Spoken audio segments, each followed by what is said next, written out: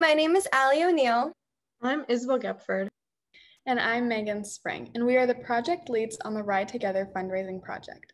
Since the beginning of COVID-19, the rider community has faced some adversity due to the abrupt changes in our daily lives.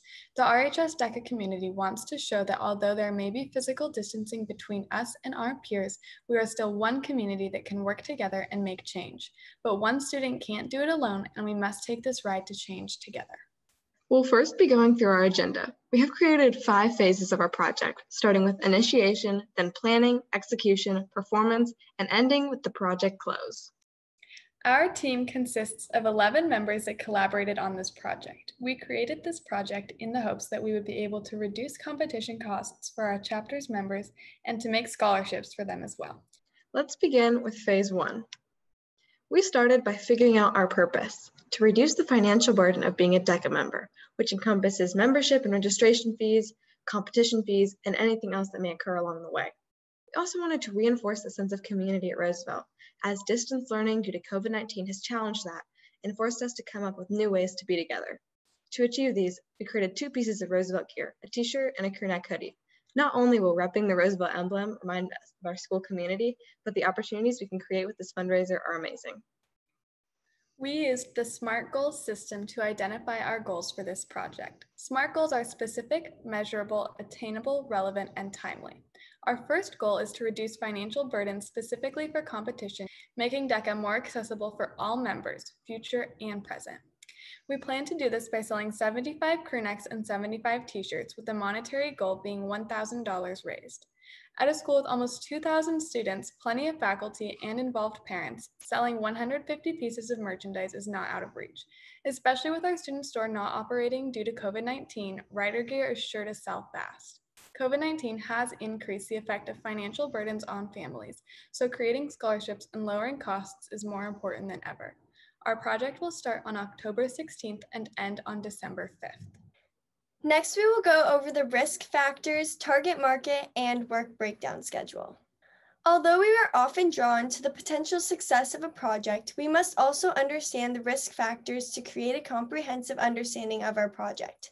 The 3 main categories we identified were distribution, advertising, and supply. By figuring out these risks at the start, we were able to identify ways to combat these risks to ensure the success of our project. Our primary target market is Roosevelt High School students. For example, Sally Brown. Sally Brown is a 16-year-old white female who is involved with school sports, enthusiastically participates in her school community with great school spirit, and has a family income of $100K, giving her a little extra spending money. Our secondary target market is those like Melanie Brown, our supportive parents and adults in the community. Melanie Brown is a 45-year-old white female who goes to all of Sally's soccer games and loves to socialize with the other parents. She happily supports the Roosevelt community and wears Roosevelt gear to all the games. We broke down our work into 3 attainable milestones: creation, execution, and distribution. Creation includes things like designing our gear and communicating with the chosen supplier. Execution covers promotional materials and engaging with our target market, which we discussed earlier. Ideally, this is when we would send out ads and promotional materials like the blurb for our school bulletin. Finally, we would work on distribution, such as determining direct distribution versus indirect distribution channels and saving money in different places. In phase 3, we will be discussing how we will track sales through our fundraising page and our social media fundraising materials. The first step in execution is the launch of our fundraiser and to present our deliverables to the public. During the fundraiser, we will be able to track sales as well as how many items are sold a day. Another way we will be managing our project during the execution phase is by measuring our campaign statistics by seeing how many daily buyers and visits we have. These are some examples of promotional materials we would post on our Instagram. They would show our products, the date the fundraiser starts and ends, and give an explanation of why we chose to do this. By promoting on social media, we're able to reach our primary target market, which we talked about earlier, as many Roosevelt students are active on social media, specifically Instagram. To measure the performance of our project, we created a Gantt chart. We used Monday.com to help us create a place for all of our team members to go to so we can have one place where we can see the timeline and all the tasks that our members have to do. So this is the Gantt chart that includes all the different activities and tasks that our different team members have to do and the times in which they have to complete them by.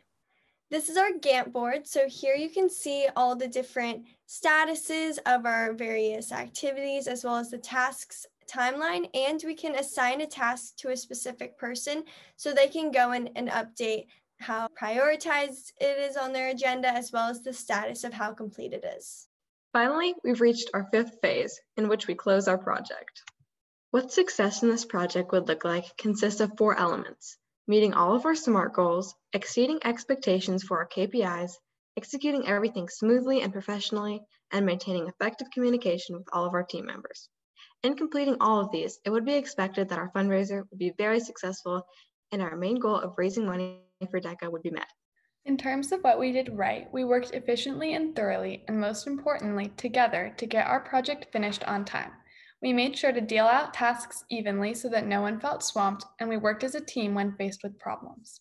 We know that every project has things that can be improved upon, and it's important to discuss them as a team to ensure successful projects in the future.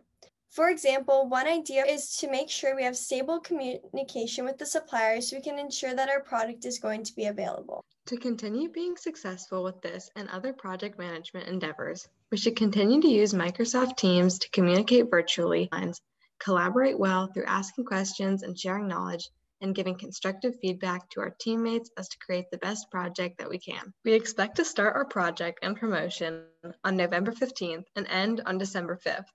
We are going to continue to use the Gantt chart to measure our progress and keep track of our goals, which are to raise $1,000 by selling 75 crew necks and 75 t-shirts by our end date.